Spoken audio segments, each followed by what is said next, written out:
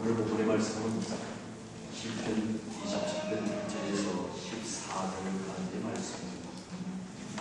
시편 27편 이 말씀 중에서 가장 요절이 될 수 있는 말씀, 오늘 본문의 말씀은 4절의 말씀입니다.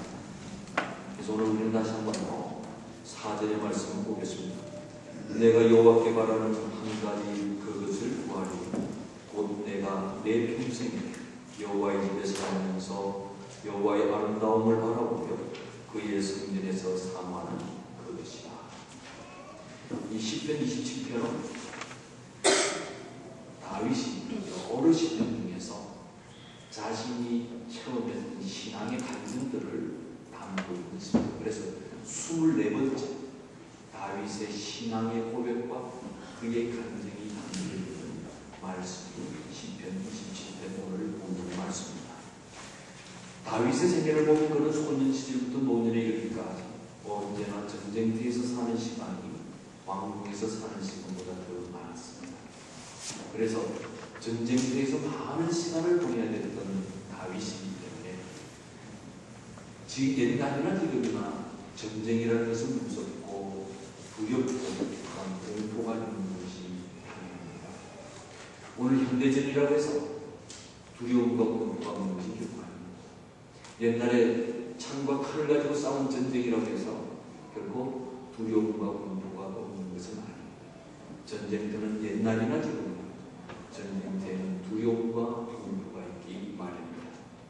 오늘 본문의 말씀이 시편 27편 다윗이 전쟁터에서 오직 하나님만 의지했었지. 하나님께서 자신에게 승리를 주셨고 하나님께서 자신을 지켜주셨던 그 감정, 그 자신의 체험을 오늘 본문 말씀을 통해서 다윗이 고백을 하고 있습니다. 다윗은 전쟁터에서 누구를 의지할 것인가? 그에게는 갈등이 많이 있었습니다. 무기를 의지할 것인가? 아니면 사람을 의지할 것인가? 아니면 눈에 보이지 않는 하나님을 의지할 것인가? 그는 나름대로 많은 고민을 했습니다. 그가 마지막 선택은 나는 창과 칼을 의지함도 아니고 장수들의 사람의 힘도 의지함도 아니고 나는 이 전쟁터에서 보이지 않는 그 하나님을 의지하겠다는 것이 다윗의 신앙이었습니다. 그래서 보이지 않는 하나님을 의지하였더니 위험 중에서도 지켜주심을 그는 체험했습니다. 그래서 오늘 이 본문 말씀 속에서 전쟁터에서 보이지 않는 하나님을 의지했을 때 하나님이 그에게 준 승리와 그에게 준 위로와 평강을 이렇게 고백하고 있는 것입니다. 그래서 오늘 본문 말씀에 앞서서 시편 27편 1절에 보면 여호와는 나의 빛이요 나의 구원이시니 내가 누구를 두려워하리요. 여호와는 내 생명의 능력이시니 내가 누구를 무서워하리요. 오늘 시편 27편 1절의 이 짧은 절에서 내 나라고 하는 1인칭이 5번이나 반복되고 있습니다. 왜 5번이나 반복해서 강조하고 있었을까? 우리는 그 비밀을 찾아가야 합니다. 다윗이 전쟁터에서 보이지 않는 하나님을 의지했는데 그 하나님이 어떤 하나님이냐? 나의 하나님. 1인칭. 그래서 어떤 누구의 하나님도 아니고 내가 믿고 의지하고 나를 구하는 나의 하나님이라고 다윗은 5번이나 한 구절 속에서 고백하고 있습니다. 우리 한번 생각해보면 여러분, 과연 여러분은 하나님을 나의 하나님이라고 고백합니다. 믿음이 좋은 우리 아버지 어머니의 하나님, 그렇게 고백하고 저는 많습니다. 다윗은 그가 전쟁터에서 어제도 보이지 않는 하나님, 그 누구의 하나님도 아니고 바로 나의 하나님이었다고 고백을 하고 있습니다. 이런 강한 신앙의 고백이 하나님께 연락되었고 나의 하나님이라고 이렇게 간절히 고백하는 그의 신앙을 하나님을 보시고 그를 지키시고 역사하셔서 전쟁터에서 승리하게 했습니다. 오늘 우리나라 살아가는 이 광야 같은 세상 어떻게 보면 다윗이 쓰겠던 전쟁터와 같은 세상, 무한 경쟁의 시대입니다. 모두 서로 살아남기 위해 싸우는 치열한 인생의 전쟁이 벌어지는 이 광야의 전쟁터에서 우리는 살아가고 있습니다. 특히 이민을 와서 이 낯선 곳에서 살아가는 우리는 언제나 더 치열한 경쟁 속에서 살아가야 합니다. 이 전쟁터와 같은 세상에서 우리 고백은 무엇이 되었겠습니까? 다윗처럼 나의 하나님, 그 누구의 하나님도 아니고 나의 하나님이라고 고백할 수 있어야 되겠습니다. 그 뒤를 위해서 시편 27편 2절의 말씀에 보면 지금 다윗이 쓰한 상태를 이렇게 말하고 있습니다. 악인들이 내 살을 먹으려고 내게로 왔으나 나의 대적들 나의 원수들이 그들을 실족하여 넘어졌다. 뒤를 위해서 3절에 보면 군대가 나를 대적하여 진치일지라도 해도 전쟁이 일어나 나를 치려 할지라고 했습니다. 오늘 다윗이 지금 어떤 상황에 있는지를 그는 이렇게 고백하고 있습니다. 악인들이 내 살을 먹으려고 마치 맹수가 굶주린 맹수가 먹이를 봤었지. 온 전쟁을 집중하고 온 물에 그 먹이를 낚아채듯이 맹수와 같은 원수들이 자기의 살을 먹으려고 하는 이런 위기의 상황을 그가 고백하고 있습니다. 이렇게 급박한 상황, 이렇게 불안한 상황 속에서도 다윗은 오직 지금 눈에도 보이지 않는 하나님만을 바라보면서 의지하면서 그는 도리어 보이지 않는 하나님을 의지하면서 나는 태연하다, 안전하고 평강이 넘치는 그런 삶을 살고 있다. 다윗이 이와 같은 맹수가 먹이를 낚아채고 하는 그런 위기의 상황, 전쟁이 일어나고 군대가 짐을 지는 이 위기의 상황, 그가 죽음이 언제 찾아올지 모르는 풍화등중과 같은 그런 상황, 그런 상황에서도 보이지 않는 나의 하나님을 의지하고 이 하나님이 나를 지켜준다는 믿음의 확신 속에 있던 것입니다. 오늘 우리가 세상을 살아갈 때 우리에게는 두렵고 두려운 일들이 많이 있습니다. 심리학자들에 의하면 우리 사람들이 가지는 공포들이 한 75가지가 됩니다. 우리의 삶 속에서. 그래서 높은 곳에 올라가는 것이 그런 고소공포증이죠. 어떤 사람은 낮은 곳에 들어가면 막 심장이 뛰고 각박해지는 저소공포증이 있습니다. 그리고 오늘 우리에게 전쟁의 공포가 있고 그 중에 신공포증이라는 병이 있어요. 이 신공포증은 뭐냐? 무언가 새로운 것을 보면 막 두렵고 두려워서 접근하는 것입니다. 그래서 사람을 사귀더라도 새로운 사람을 보고 가까이 못 갑니다. 그래서 결혼도 못해요. 친구도 없어요. 그리고 또 새 집에 또 두려워서 이사를 가지 못합니다. 새로운 사업도 두려워서 하지 못합니다. 그래서 모든 새로운 것에 대해서 공포감을 느끼는 것이 신공포증이에요. 그래서 심리학자들은 우리가 마음으로 느끼는 이 공포증들이 75가지나 된다고 그렇게 합니다. 오늘 이 자리는 우리 모두가 정도의 차이는 있지만 우리의 마음속에 모두 다 공포가 있습니다. 두려움이 있습니다. 그래서 전쟁이 나면 또 내가 병이 들면 와 우리 자녀들이 어떻게 되면 우리가 생각하는 염려와 공포들이 있습니다.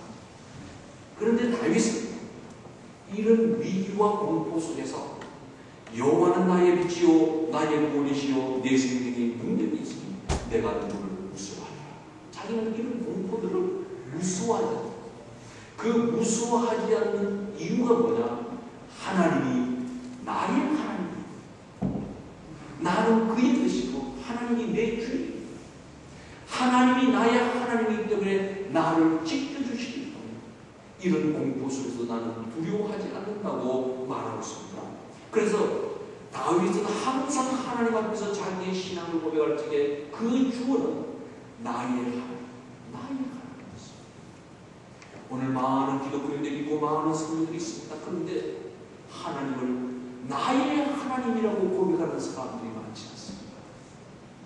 머리의 개념적인 하나님, 또 누군가를 따라서 누구의 하나님, 정말 나를 보호하시고 나의 심장 속에 간직되고 나의 온 정신과 마음을 쏟는 내 삶의 중심의 주어로서 주체로 되는 나의 하나님이라고 고백하지 않는 것이 오늘 이 시대의 문제입니다.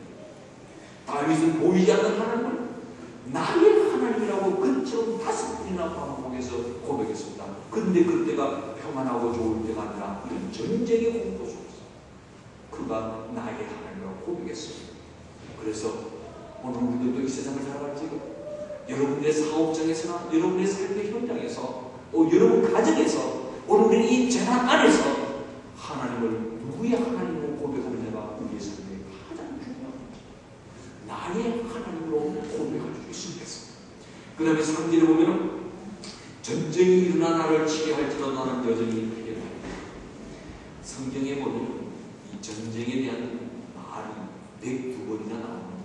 그러니까 이 성경 안에 보면 평강하고 축복되고 편안하고 좋은 말씀들도 있지만 이렇게 위기와 공포를 말하는 전쟁이라는 말이 102번이나 나오고 있습니다.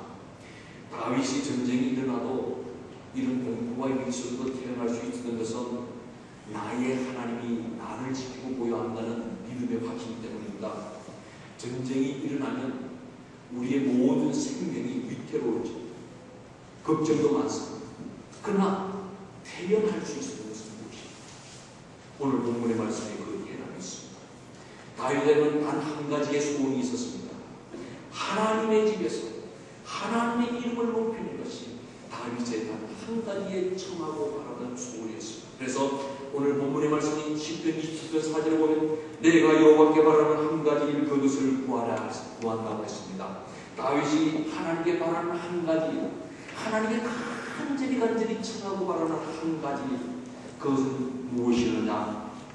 평생에 여호와의 집에 살면서 여호와의 이름을 바라보며 그의 성전에서 사모하는 것이 그의 단 한 가지의 청하는 일이요 한 가지 바라는 일입니다.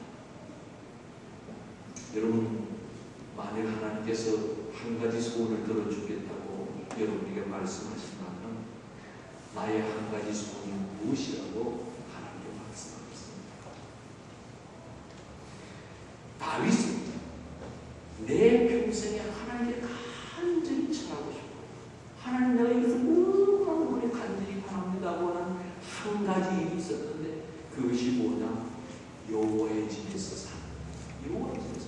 그래서 시편 23편 6절에서도 내 평생의 선하심과 인자심이 반드시 나를 따르니 내가 여호와의 집에 영원히 살리라. 그럼 우리는 생각해 봐야 되겠습니다. 왜 다윗은 이 편선 자기의 한 가지 소원, 가장 간절히 하나님께 청하는 일이 왜 하나님의 집에 사는 것이 그의 간절한 소원입니다. 그걸 우리 생각해 봐야 되겠습니다. 하나님의 집은 원수나 어떤 물결이나 환란이 오고도 하나님께서 지키시고 보호하시는 피난처이기 때문입니다. 그래서 다윗은 이 세상에서 가장 안전한 하나님을 지키시는 하나님의 성전에 자기가 있기를 원합니다. 이걸 반대로 말하면 그는 평생을 전쟁터에서 불안하게 살았다는 거예요. 전쟁터에서 공포 속에서 살았다는 거예요. 그렇기 때문에 가장 안전한 곳을 소원했습니다. 이 세상에서 가장 안전한 곳이 어디였느냐? 여호와의 집이 이 세상에서 가장 안전하고 편안한 곳이기 때문에 나의 소원은 이제 이 전쟁의 공포와 두려움에 살지만 나의 한 가지 바라는 최고의 소원은 여호와의 집에서 영원히 살고 싶다. 여호와의 집에 있는 자는 하나님의 평강과 은혜가 넘칩니다. 나는 그 집에 영원히 살고 싶다고 했습니다. 열왕기상 3장 5절에 보면 기브온에서 밤에 여호와께서 솔로몬의 꿈에 나타나십니다. 하나님이 그러시되 내가 네게 무엇을 입고 너는 구하라 했습니다.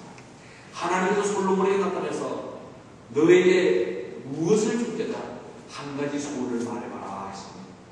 그때 솔로몬은 하나님께 한 가지 소원을 무엇을 말했습니까? 지혜를 달라고 했습니다. 그러니까 하나님께서 솔로몬이 간구하는 지혜의 그 소원을 들으시고 마음이 너무나 복잡해서 그가 구하자는 부귀와 영화와 장수의 복을 솔로몬에 주셨습니다. 오늘 우리는 만일 하나님께서 나에게 한 가지 소원을 말하면 들어주시겠다고 했을 때 우리는 무엇을 말해야 합니까? 다윗의 소원이 여호와의 집에서 영원히 살고 싶다.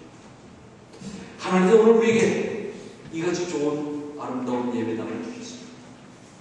과연 우리가 이 아름다운 예배당을 하나님께서 주셨는데 이 예배당 안에서 우리가 예배드리고 있어 하나님 내 평생에 간절히 바라는 한 가지 소원이 있습니다. 하나님 앞에 간절히 청하는 나의 한 가지 소원이 있습니다. 그 소원은 이 아름다운 주의 집에서 영원히 주님과 함께 살고 싶습니다 하는 이 소원, 바로 다윗의 소원이 우리의 소원이 되어야 되겠습니다. 왜 우리는 하나님의 집에 있으면 그처럼 다윗의 소원이 이루어진 것 같이 평강을 누리는지나 로마서 8장 38절 39절에 그 답이 있습니다. 내가 확신하노니 사망이나 생명이나 천사들이나 권세자들이나 현재일이나 장래일이나 능력이나 높음이나 기쁨이나 다른 어떤 피조물이라도 우리 주 예수 그리스도 예수 안에 있는 하나님의 사랑에서 끊을 수 없으리라 했습니다. 여호와의 집에 거하는 하나님의 백성, 그 하나님의 사랑은 이 세상 그 무엇도 끊을 수가 없다고 하는 것입니다. 그래서 예수님께서는 요한복음 15장에 포도나무와 가지의 비유를 우리가 말씀해 주셨습니다. 포도나무 가지가 생명이 유지되고 열매를 맺기 위해서는 줄기에 포도나무에 붙어 있어야 합니다. 그래서 다윗은 내가 여호와의 집에 있을 때 나는 하나님과 연결이 된 포도나무 가지이기 때문에 하나님께서 나를 지켜주시고 보호하시며 하나님께서 생명과 능력을 주셔서 열매를 맺게 한다는 사실을 알기 때문에 나는 여호와의 집에 거하는 것이 나의 평생의 소원이라고 그가 고백하고 있습니다. 오늘 우리들의 소원도 달라져야 되겠습니다. 이 세상에서 사업에 성공하는 소원 좋습니다. 이 세상에서 건강하는 소원 좋습니다. 이 세상에서 자녀들이 잘 되는 소원 좋습니다. 그러나 우리의 한 가지의 간절한 소원이 있고요. 이제 나는 여호와의 집에서 나의 하나님을 찬양하며 나의 하나님과 함께 사는 것이 내 평생의 소원입니다. 내가 하나님과 함께하고 하나님에 있을 적에 그것이 나의 피난처요 나의 안식처요 하늘 주는 은혜와 평강이 내 마음에 넘치기 때문에 그곳에 참 평화가 있고 평강이 있고 행복이 있기 때문입니다. 그래서 시편 27편 5절에 보면 그 이유가 더 나타납니다. 여호와께서 하늘나라에 나를 그의 초막 속에서 비밀히 지키시고 그의 장막 은밀한 곳에 나를 숨기시며 높은 바위 위에 두시리라. 오늘 본문 말씀 중에서 다윗은 하나님의 교회를 여호와의 집, 성전, 초막, 장막 등 여러 가지 표현을 하고 있습니다.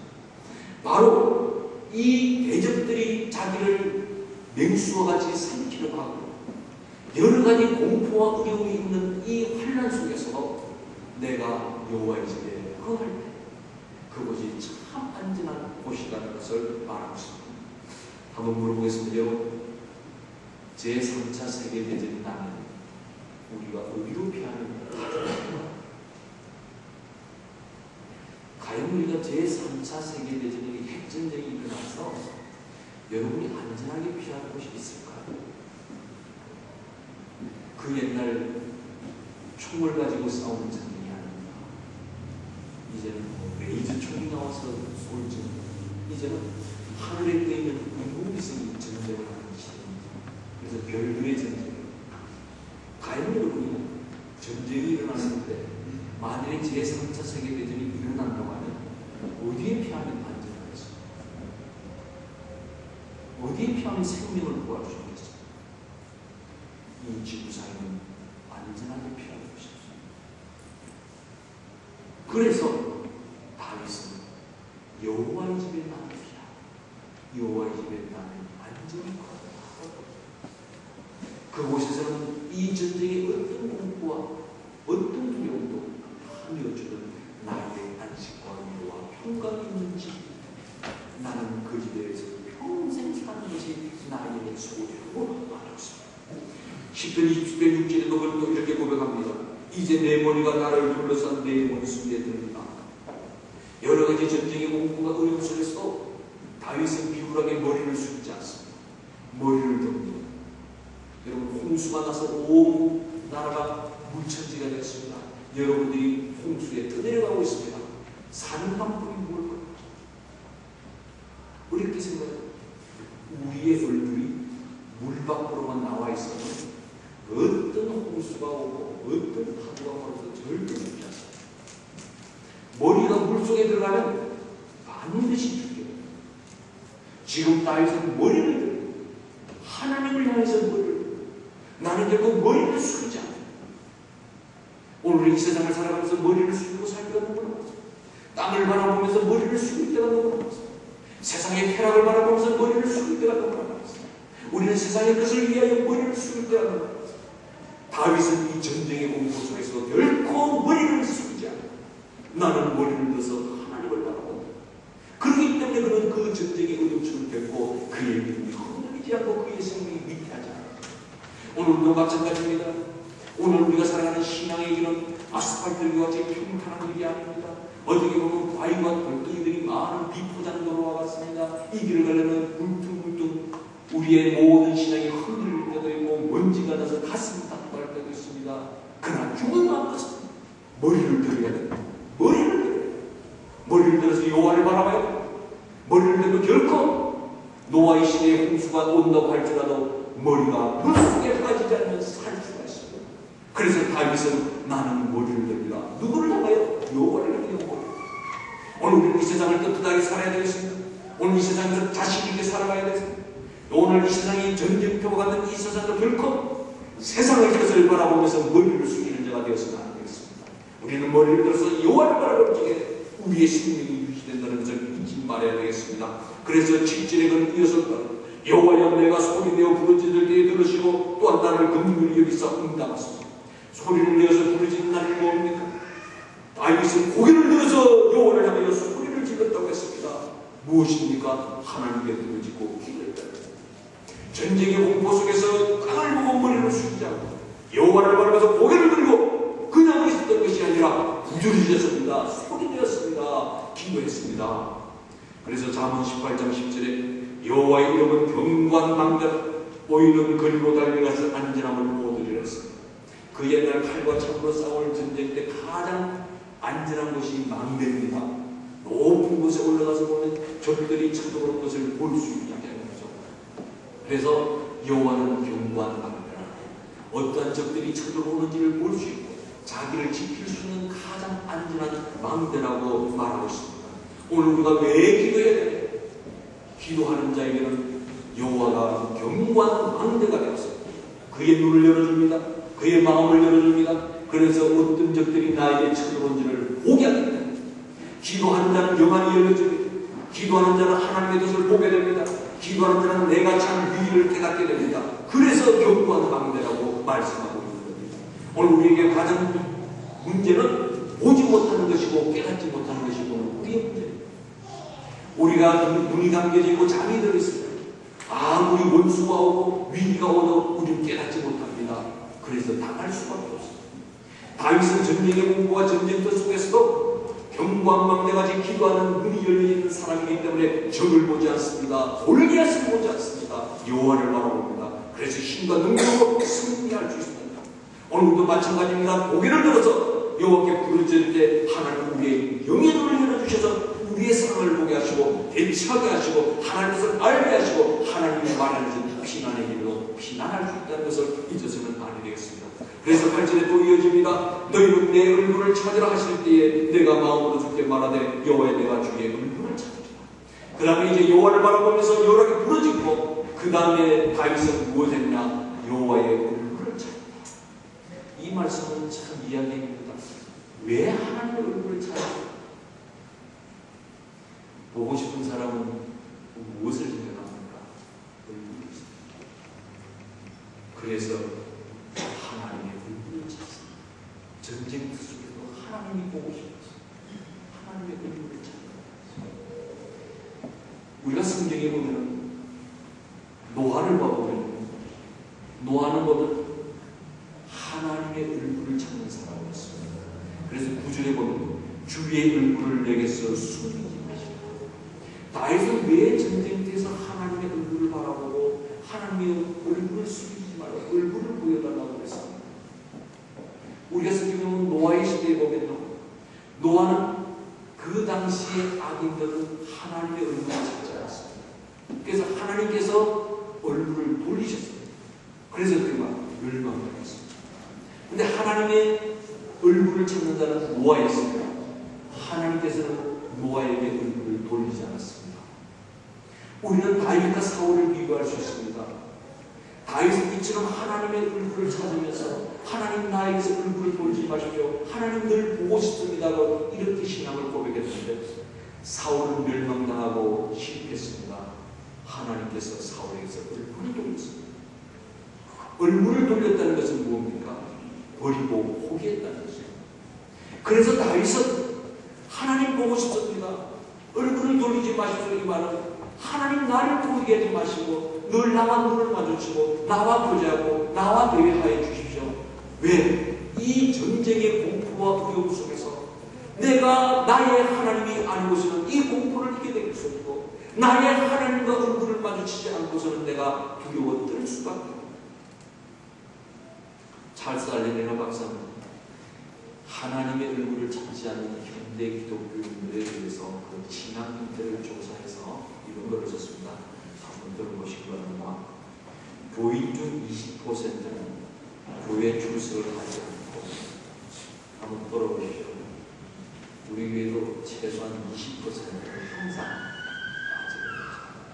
그 다음에 25%는 기도를 하지 않고, 35%는 성경을 읽지 않고, 40%는 일정한 헌금을 하지 않고, 75%는 교회 안에서 책임을 지지 않고, 이게 80대 20 법칙입니다. 모든 조직 속에서 80%는 부경인과 방관자가 되고, 핵심적으로 일을 하는 20%에서 모든 조직이 움직이지 않는 것입니다. 그래서 교회 안에도 보면 75%는 그냥 구경꾼으로 예배만 잠수하고 가는 그런 거고, 그 다음에 85%는 단 한 명도 전도하지 않아요. 근데 그런 우리가 더 재밌어요. 그러나 반전이죠. 그러나 100%로 천국에 가는 것은 바랍니다. 찰스 알렌 박사는 오늘 하나님의 얼굴을 찾지 않고 세상만 바라보는 그 사람들의 신앙의 형태로 이렇게 신앙생활을 하면서도 100% 모두가 천국을 가기를 원합니다. 우리는 세상을 향하여 고개를 돌리지 않고 땅을 향해서 고개를 멈추지 않고 여호와를 바라보고, 그리고 하나님 내게서 얼굴을 돌리지 마십시오. 나를 포기하지 마십시오. 나를 버리지 마십시오. 라고 할 수 있습니다. 이제 10절에 보면 내 부모는 나를 버렸으나 여호와는 나를 영접하리라. 이제 다윗이 여호와를 바라보면서 이 세상에 전쟁이 일어나고 정말 우리 고개 위와 아픔이 있을 적에 우리는 자식을 구하는 부모들을 바라보죠. 그래서 그 자녀들이 외국에 입양을 가가지고 장성한 다음에 부모를 찾아와가지고 다시 만난 정말 눈물겨운 사연과 장면들을 보고 있습니다. 그러나 하나님은 절대로 다윗을 버리지 않아요. 나를 버리지 않는다는 거예요. 그래서 예수님께서도 요한복음 14장 18절에 내가 너희를 고아와 같이 버려두지 아니하고 너희에게 오리라. 예수님도 우리를 결코 버리지 않고 고아와 같이 버리지 않고 우리를 맞이하겠다고 말씀해 주십니다. 그렇기 때문에 다윗은 전쟁을 보지 않고 골리앗을 보지 않고 적을 보지 않고 하나님의 얼굴을 봤습니다. 그리고 하나님 나에게 얼굴을 돌려 주십시오. 늘 나와 대화하고 나만 마주쳐 주십시오. 그렇게 얘기했습니다. 그래서 14절 보면 너는 여호와를 기다릴지어다. 강하고 담대하여 여호와를 기다릴지어다. 이제 그가 마지막에 한번 기다린다는 말을 하고 있습니다. 우리는 기다림의 신앙을 가지고 살아요. 여러분들이 기다리는 마지막 한 가지 기다림이 무엇입니까? 무엇을 우리는 기다리면서 이 세상을 살아가고 있습니까? 다시 오실 예수님을 기다립니다. 다시 오십니다. 그런데 드디어 오겠어요. 빨리 오시면 좋겠네요. 드디어 오십니다. 그렇기 때문에 인내하고 기다립니다. 그것이 바로 지혜로운 5처녀에 비유해서 예수님이 가르쳐줘요. 우리는 기다려야만 합니다. 인내하며 기다려야 됩니다. 내가 생각했던 시간대로 오지 않고. 그래서 우리는 항상 주님께 기도하면서 주님의 얼굴을 바라보면서 나의 하나님을 의지하면서 오늘 이 세상을 바라보지 않고 기다려야 됩니다. 그리고 기다리면서 가만히 앉아서 기다리는 것이 아니라 주님의 일을 하면서 기다려야 된다. 이런 통계 자료가 있었습니다. 미국 내 교파들이 외국 선교비를 쓰는 것이 1년에 한 2억 달러입니다. 그 다음에 다음 통계를 보면 더 재미나는 게 있어요. 여자들이 립스틱을 소비하는 돈이 1년에 얼마나 될까요? 보면 4억 6천만 불이에요. 뭐 거의 립스틱을 안 바르는 분들이 없으시죠. 그 다음에 우리가 머리를 감는 샴푸로 소비하는 돈이 950억입니다. 그 다음에 영화나 운동 경기에 쓰는 돈이 2,700억입니다. 미국이라는 나라의 조사입니다. 하나님의 복음을 위해서 쓰는 것은 2억불인데 인간들의 화려함과 사치를 위해서 쓰는 돈은 비유가 되죠. 우리는 기다려야 됩니다. 무엇을 하면서 기다려야 됩니다. 주님의 일을 하면서 그만큼 물어보고 있습니다. 우리의 영혼은 어떻습니까? 나는 하나님을 위해 1년에 얼마를 씁니다. 정말 나는 나의 수입 중에서 1년을 통틀어서 하나님을 위해서 얼마를 씁니다. 우리는 앉아서 기다리는 것이 아닙니다. 일하면서 기다려야 됩니다. 우리는 거저 기다리는 게 아닙니다. 충성을 다하겠습니다.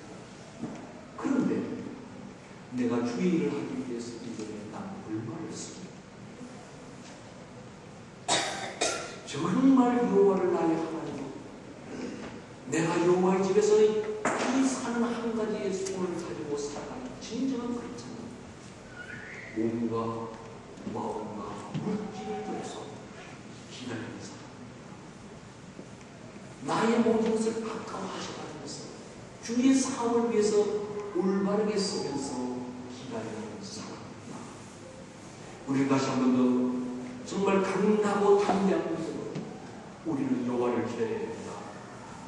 여호와의 일을 하면서 나의 사명을 감당하면서 기다려야 됩니다. 그러기에 우리는 우리의 예산을 다시 잡아야 됩니다. 과연 나는 하나님의 일을 위하여 내년에 얼마를 씁니다. 오늘 본문의 말씀에 이루어진 사절을 다시 한번 읽습니다. 내가 내 평생에 여호와의 집에서 살면서 여호와의 아름다움을 바라고 그의 성전에서 사모하는 것이다. 이것이 바울이 평생 하나님 앞에 간절히 지금 한 가지 소원이었습니다. 이제 우리의 소원이 바뀌어지고 우리의 바람이 바뀌어져서 정말 주 안에서 올바른 소원을 가져서 나중에 우리가 주님을 만났을 적에 헛되고 후회하지 않고 올바른 소원을 가지고 올바른 예산을 써서 하나님을 위해서 우리의 시간, 몸과 물질을 바르게 써서 나의 하나님을 위해서 나의 하나님을 위해서 쓰는